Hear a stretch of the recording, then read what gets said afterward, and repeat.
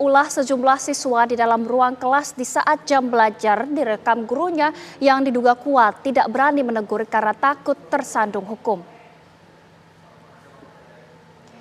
Inilah suasana di dalam kelas saat jam belajar sedang berlangsung.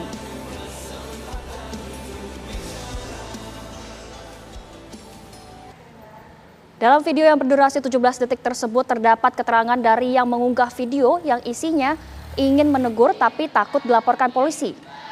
Kondisi kelas seperti itu terjadi di salah satu sekolah yang berada di Lamongan, Jawa Timur. Meskipun menyayangkan kondisi tersebut direkam dan disebarkan ke media sosial, kepala sekolah tidak akan memberikan sanksi kepada guru yang mengunggah video. Para guru berharap kepada pemerintah agar guru diberi kepastian hukum agar tidak terjadi lapor-melapor antar guru dan murid.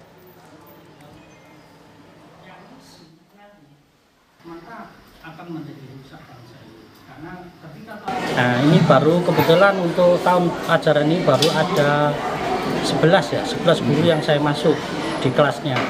Dan rata-rata memang begitu. Jadi kadang guru itu takut, mau marah itu ya takut, mau nyubit itu ya takut. Sehingga kadang-kadang ada siswa yang seperti itu kadang ya tak banai, kadang-kadang begitu. Nah, kedepannya kami berharap ya balance. Tadi guru itu yang dapat perlindungan yang maksimal terkait dengan bagaimana mendidik anak. Kalau zaman dulu dengan sekarang beda betul. Setelah pandemi itu siswa-siswa itu perubahan sosial luar biasa. Jadi kadang-kadang itu ya nantang guru, kadang-kadang begitu. Kadang-kadang dipanggil namanya, saya kadang dipanggil namanya Zainuri. Tapi ya sudah, saya biar saja. Sehingga kami berharap nanti balance. Jadi guru juga diberikan fasilitas yang baik terkait dengan bagaimana mendidik.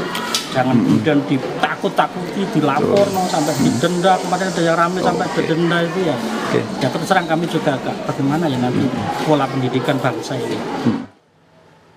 Pemirsa, sejumlah siswa di salah satu SMP di Lamongan, Jawa Timur tidur di dalam ruang kelas saat jam pelajaran. Ulah mereka direkam guru yang diduga kuat tidak berani menegur karena takut tersandung hukum. Dan untuk mengetahui kronologis peristiwa tersebut, sudah bersama kami Bapak Zainuri, selaku Kepala Sekolah SMP Negeri 1 Ngimbang, Lamongan. Selamat pagi Bapak Zainuri. Selamat pagi. Baik.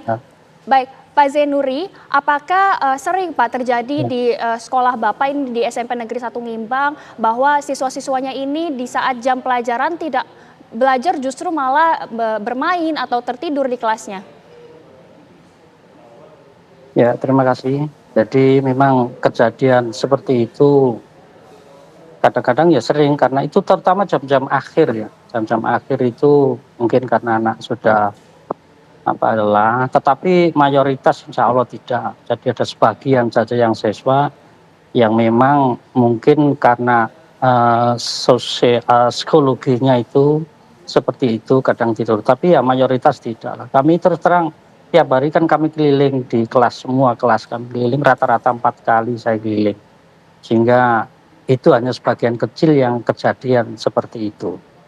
Baik, Pak Zainuri, apakah benar Pak ini guru yang merekam videonya ini karena takut untuk menegur siswa-siswinya Pak?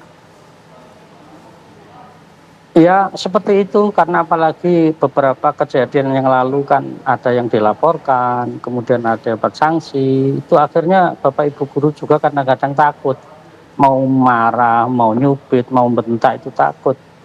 Ya maka dari itu ya kami sangat berharap bahwa guru itu ya mendapatkan protek yang kuat, membuat undang-undang yang tegas terkait dengan perlindungan guru, terutama juga perlindungan dari orang tua. Guru kan punya tugas untuk bagaimana mendidik putra-putrinya itu menjadi lebih baik. Tapi kalau kemudian mendapat intervensi terus, tekanan terus, sehingga ya kadang-kadang kami terus terang kadang ketakutan ya mau marah, mau negur, mau nyubit ketika anak-anak itu sengaja tidur di kelas, gitu ya kami agak kesulitan. Baik Pak Zainuri, dan melihat nih Pak, video ini kan viral di media sosial, apakah kemudian ada tindak lanjut dari pihak sekolah?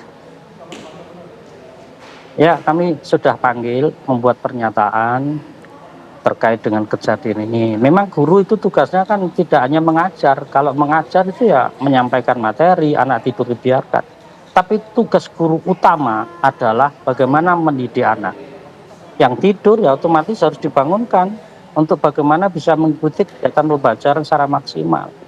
Sehingga tindak lanjutnya kami sudah panggil gurunya, sudah membuat pernyataan, tidak seperti itu. Jadi guru tetap harus fungsinya sebagai guru, mendidik. Yang malas, yang nakal itu ya berusaha bagaimana anak itu menjadi lebih baik. Oke, tapi Pak kalau boleh tahu ini kenapa gurunya yang dipanggil Pak? Kenapa tidak siswa-siswinya yang justru tidur atau bermain di dalam kelas tersebut Pak? Ya, anak-anak juga juga tetap kami berikan sikap dan sudah terdetek kok. Siswanya itu memang anaknya agak bandel ya. Kami sudah deteksi anaknya itu dan kami punya petugas ketertiban yang setiap saat itu memantau kegiatan di kelas, di luar kelas juga. Kami selalu pantau. Jadi siswa yang bermasalah selalu kami ajak diskusi di ruang ketertiban. Seperti itu. Jadi anaknya sudah kami detek siapa yang tidur itu. Oke, Pak Zainuri, di dalam video juga Bapak sempat menyebutkan bahwa ini ada perbedaan tingkah laku di zaman setelah COVID ini di mana siswa-siswi di sekolah justru lebih ya bahasanya lebih tidak bisa diatur ya Pak ya. Apakah itu terjadi Pak?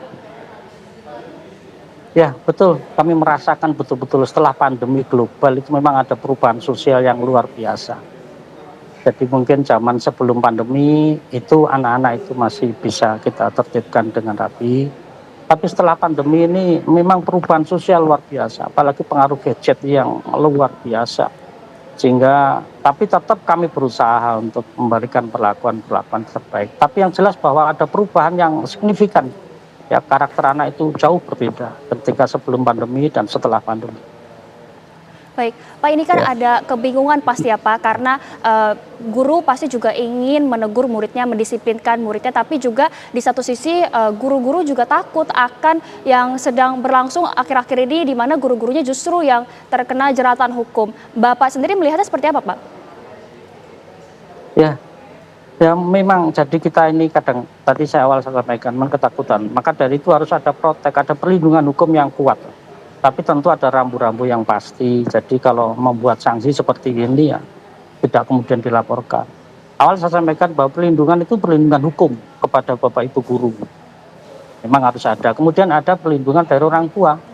Orang tua menitipkan ke sekolah itu supaya anaknya jadi baik. Jadi kami berharap pemerintah bisa membuat regulasi yang pasti terkait dengan perlindungan Bapak Ibu guru supaya kami bisa eksplor ya, kemampuan Bapak Ibu guru yang ada di sekolah itu bisa mengeksplor.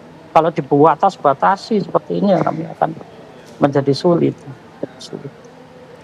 Oke Pak, kalau dari Bapak sendiri ini melihat ada ketakutan dari guru-guru, kemudian Bapak memberitahu ke guru-guru bagaimana agar cara mendisiplinkan anak-anak muridnya agar tetap dalam jalur yang aman Pak? Ya, kami tiap pekan kan ada evaluasi ya. Jadi tiap pekan ada evaluasi bagaimana selama seminggu kemarin itu Bapak Ibu guru bagaimana, kemudian anak-anak bagaimana. Kami selalu evaluasi dan kami selalu memberikan motivasi kepada Bapak Ibu guru. Kami ada petugas ketertiban yang senantiasa memantau kegiatan anak-anak. Kami ada petugas piket yang senantiasa memantau Bapak Ibu guru. Sehingga kami terus evaluasi terkait dengan kegiatan. Dan kami juga terus terang kami supervisi. Jadi semua Bapak Ibu guru saya supervisi di kelas. Saya ingin tahu bagaimana pengelolaan kelasnya. Ketika supervisi nanti kami akan berikan pemahaman iki loh, sing ulangi yang benar itu seperti ini. Baik, baik Pak Zainuri, terima kasih banyak atas bincang-bincangnya hari ini Pak. Ya, ya.